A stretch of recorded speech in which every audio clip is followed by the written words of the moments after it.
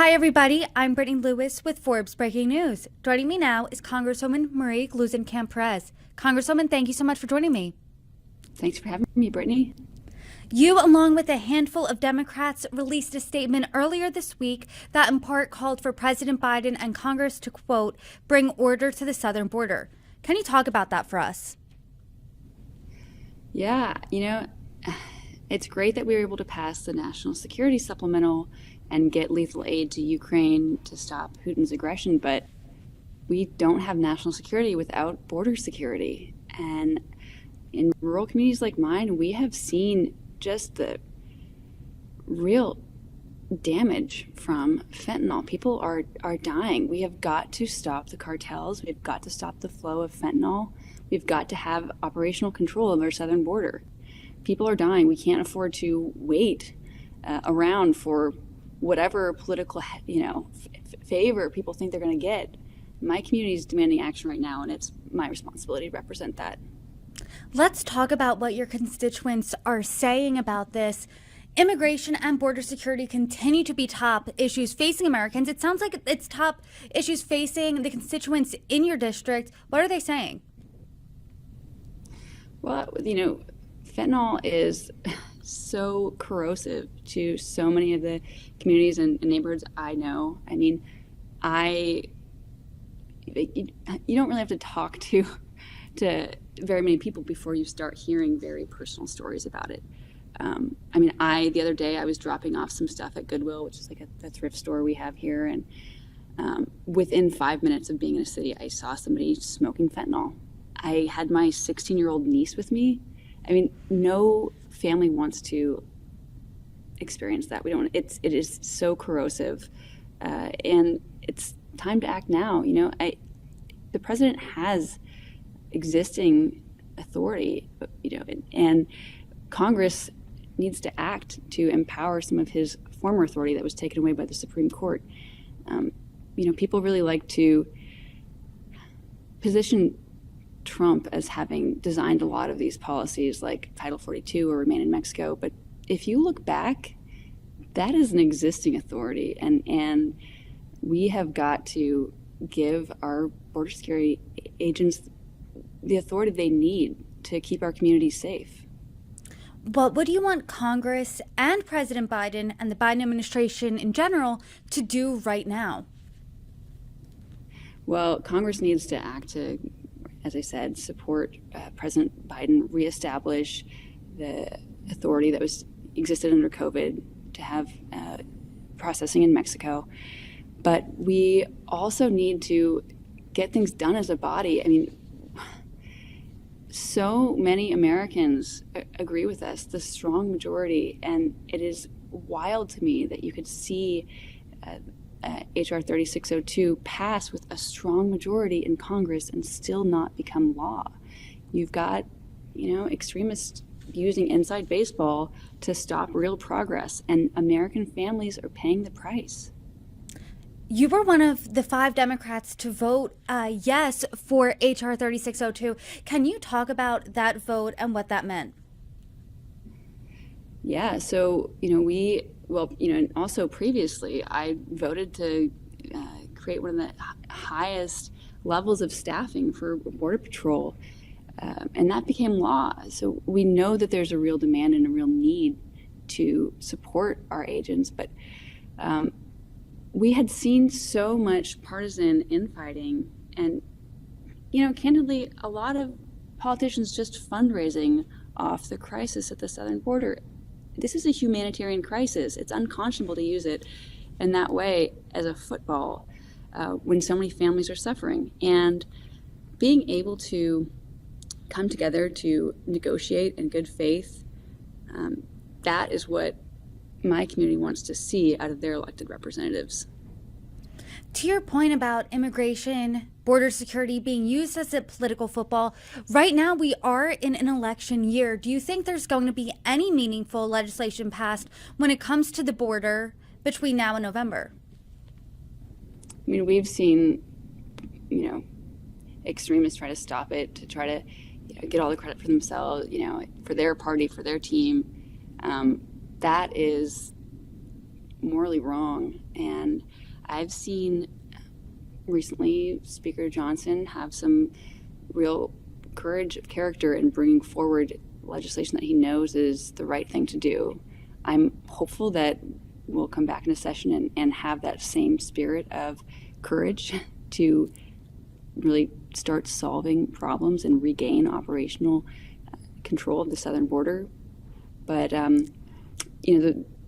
am a freshman in the minority, so it is important for me to demonstrate and to build a coalition of Democrats who are invested in border security.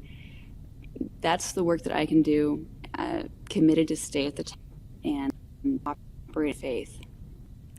How have those conversations with Democrats been going? Because you, like I said, were one of 5 to sign on to this statement. Do other Democrats who didn't sign on feel similarly to you? So many of the Democrats that joined me are from rural communities where we've seen a real ravaging, or from working class communities, from the trades, like me. And so I think that perspective is really valuable in motivating people to come to the table and put their shoulder behind the wheel.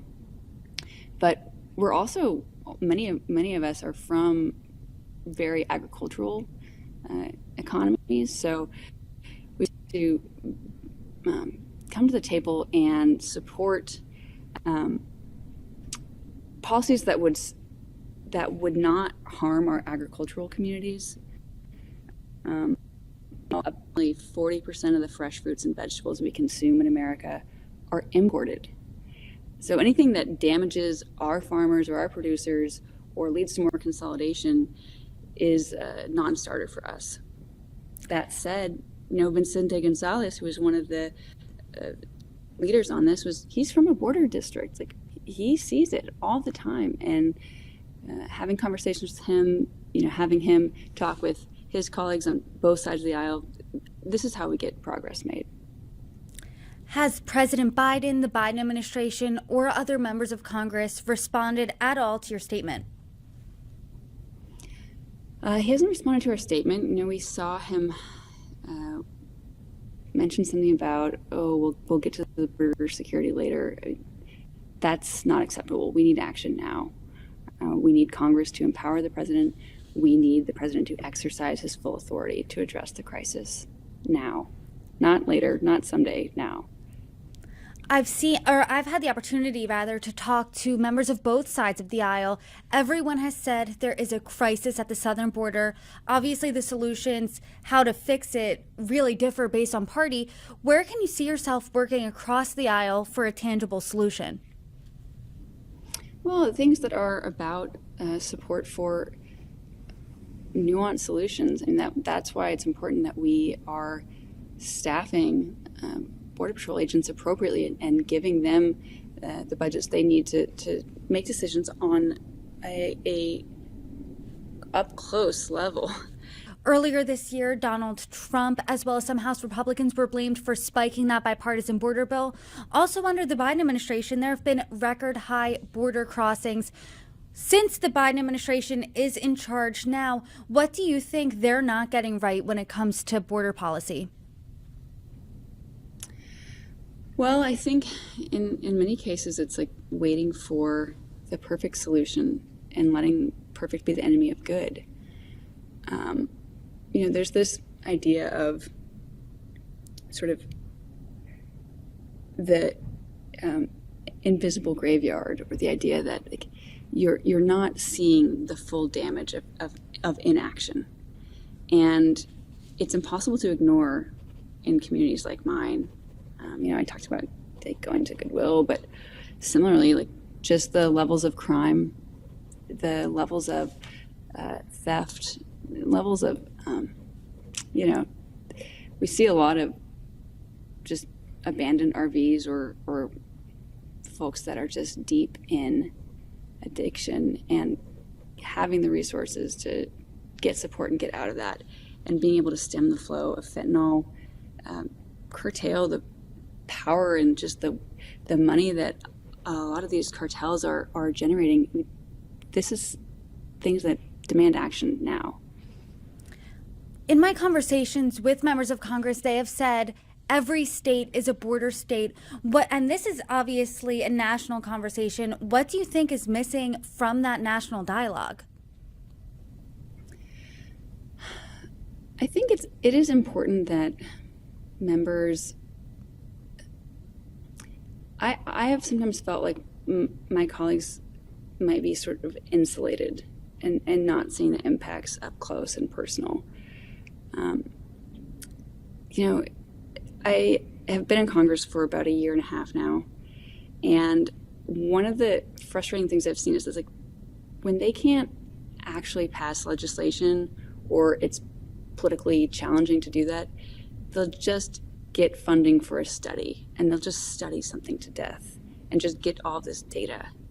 And those numbers represent real suffering, and we don't have time to wait. I mean, it's a persistent problem right now. And do you think there will be a solution right now, or do you think, like I said earlier, this is a political football, like you said, that will just move down the line until there's potentially a new president or just the presidential election? Well, I'm hopeful that we'll see people continuing, my colleagues will continue to show up and keep trying and keep pushing. I mean, it is very interesting to me to see other Democrats join me and sit down at the table and say, hey, we're here, and to call for a real action now. So many people are pivoting away from this because it's challenging.